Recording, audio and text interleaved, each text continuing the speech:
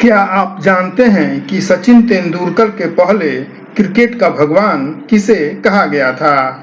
आज से 142 साल पहले भी एक क्रिकेटर को देवतुल्य अथवा संरक्षक देवता माना गया था। आज ही के दिन यानी 29 अगस्त को इस खिलाड़ी ने जो चमत्कार किया उसके आधार पर इसे द डेमन कहा गया था। प्राचीन यूनानी कथाओं में डेमन का जिक्र संरक्षक देवता के रूप में किया गया है।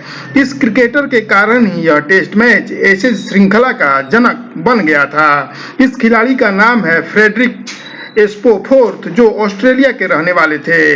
ये क्रिकेट के पहले भगवान माने जाते हैं। नमस्कार, मैं हूं अशोक शर्मा और आप सभी का मेरे YouTube चैनल में स्वागत है। 28 अगस्त 1882 इंग्लैंड का ओवल मैदान, ऑस्ट्रेलिया और इंग्लैंड के बीच यहाँ एकमात्र टेस्ट मैच खेला गया। ऑस्ट्रेलिया ने पहले खेलते हुए केवल 63 रन बनाए। ये पिच बहुत ही तेज गेंदबाजों के लिए अनुकूल थी और इस पर बैटिंग करना आसान नहीं था। ऑस्ट्रेलिया के 63 रन पर आउट होने के बाद इंग्लैंड भी कोई बहुत बड़ा स्कोर नहीं बना सका। इंग्लैंड भी 101 रन पर ऑल आउट हो गया। ऑस्ट्रेलिया की दूसरी पारी भी 122 रनों से आगे नहीं बढ़ सकी। यानी इंग्लैंड को अब यह टेस्ट मैच जीतने के लिए केवल 85 रनों की जरूरत थी। देखने में तो ये टारगेट बहुत छोटा लग रहा था। अधिकांश जो इंग्लैंड के प्रशंसक थे वो यही मान के चल रहे थे कि इंग्लैंड आसानी से यह टेस्ट मैच जीत जाएगा। लेकिन इंग्लैंड की जीत के बीच ऑस्ट्रेलिया के फास्ट बॉलर स्पोफोर्थ एक मजबूत दीवार की तरह सामने खड़े हो गए थे। इंग्लैंड की पारी जब जब भी आगे बढ़ती या थोड़ी जमती, स्पोफोर्थ तूफान की तरह आते और तहलका मचाकर इंग्लैंड के खेमे में चले जाते। स्पोफोर्थ ने अपने तूफानी गेंदबाजी के दम पर 15 रन पर ही इंग्लैंड के 2 विकेट गिरा दिए। 51 के स्कोर पर जब इंग्लैंड की पारी पहुंची तो स्पोफोर्थ ने उसका तीसरा विकेट भी गिरा दिया। जब 53 के स्कोर पर इंग्लैंड के महान बल्लेबाज WG ग्रेस को ऑस्ट्रेलिया के एक और तेज गेंदबाज बोयल ने आउट कर दिया तो इंग्लैंड के खेमे में सन्नाटा छा गया। फिर भी इंग्लैंड के समर्थकों को यही लग रहा था कि मैच उनकी टीम जीत जाएगी, क्योंकि अब 32 रन ही बनाने थे और हाथ में 6 विकेट बाकी थे। ऑस्ट्रेलिया के खिलाड़ी भी थोड़े चिंतित हो गए थे, लेकिन इस पूरे घटनाक्रम से ऑस्ट्रेलिया के तेज गेंदबाज फ्रेड स्पोफोर्थ अकेले ऐसे शख्स थे जिन पर इन सभी घटनाओं का कोई असर नहीं पड़ रहा था। वे अकेले ऐसे खिलाड़ी थे या अकेले ऐसे व्यक्ति थे जो ये मान के चल रहे थे कि ये टेस्ट मैच ऑस्ट्रेलिया अभी भी जीत सकता है। जीत उन्हें संभव दिखाई दे रही थी, क्योंकि उन्हें अपनी तेज गेंदबाजी पर बहुत ही भरोसा था। स्पोफोर्थ भले ही ऐसा सोच रहे थे, लेकिन ऑस्ट्रेलिया की जीत तभी हो सकती थी जब कोई चमत्कार हो जाए या वे खुद किसी ईश्वरीय शक्ति से लैस हो जाएं। सचमुच ऐसा ही हुआ। यूनान की प्राचीन कथाओं में वर्णित द डेमन की तरह ही उन्होंने अपनी असाधारण शक्ति का प्रदर्शन किया। अकेले दम पर ही उन्होंने इंग्लैंड की पारी को तहस नहस कर दिया।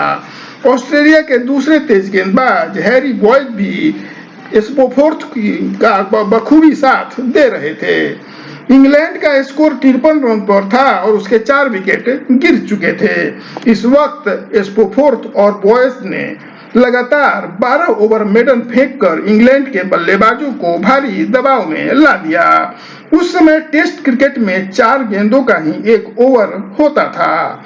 आखिरकार स्पोफोर्थ ने 66 के स्कोर पर इंग्लैंड का 5वां विकेट भी उखाड़ दिया। यहाँ तक मैच बिल्कुल खुला हुआ था। इंग्लैंड को जीत के लिए जो उसका 85 रनों का टारगेट था वो अब बिल्कुल नजदीक आ चुका था, लेकिन उसकी जीत की राह में स्पोफोर्थ बिल्कुल बाधा बनकर खड़े हुए थे।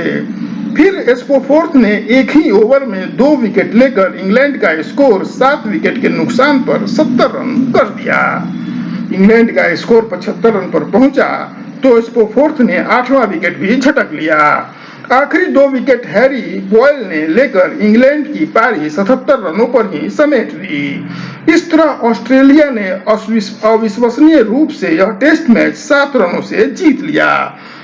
ऑस्ट्रेलिया की यह जीत इंग्लैंड के लिए किसी भारी सदमे से कम नहीं थी, क्योंकि ऑस्ट्रेलिया की इंग्लैंड पर यह पहली जीत थी। फ्रेडरिक स्पोफोर्थ ने करिश्माई तेज गेंदबाजी करते हुए 28 ओवर में 15 मेडन रखकर 44 रन दिए और 7 विकेट झटक लिए। बॉयल ने भी 20 ओवर में 11 मेडन के साथ 19 रन देकर 3 विकेट लिए। दोनों ने मिलकर इंग्लैंड के अंतिम 8 विकेट केवल 26 रन देकर ही चटका दिए थे। इस मैच का तनाव का आलम यह था कि एक दर्शक की पवेलियन में ही मौत हो गई थी। वह तनाव झेल नहीं पाए थे। इस मैच में चमत्कारिक जीत के बाद फ्रेडरिक स्पोफोर्थ को भगवान का दर्जा मिल गया। उन्हें द डेमन के नाम से पुकारा जाने लगा। इस इज्जत के वे हकदार भी थे, क्योंकि उन्होंने पूरे मैच में 90 रन देकर 14 विकेट लिए थे। दोनों ही पारियों में उन्होंने 7-7 विकेट लिए थे। स्पोफोर्थ को ऑस्ट्रेलियाई तेज गेंदबाजी का भीष्म पितामह भी माना जाता है। उन्होंने जो लंबी लकीर खींची, आज ऑस्ट्रेलिया के तेज गेंदबाज उसी की राह पर चल पड़े हैं। इस मैच के बाद ही एसेज शब्द का जन्म हुआ था। जब ऑस्ट्रेलिया ने क्रिकेट में इंग्लैंड की बादशाहत या उसकी श्रेष्ठता का दंभ को तोड़ दिया, तब यह मान लिया गया कि इंग्लैंड में क्रिकेट का देहांत हो गया।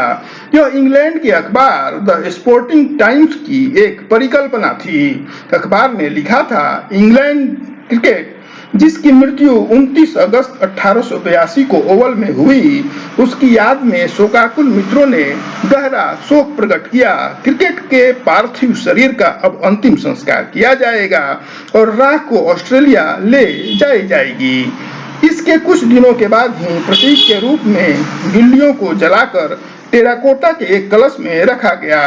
दिसंबर 1882 यानी इस ऐतिहासिक टेस्ट मैच के केवल 3 महीने बाद ही ऑस्ट्रेलिया और इंग्लैंड के बीच पहली एसेज श्रृंखला हुई, जब इंग्लैंड की टीम ऑस्ट्रेलिया के दौरे पर गई थी। दोनों देशों के बीच यह पहली एसेज श्रृंखला थी।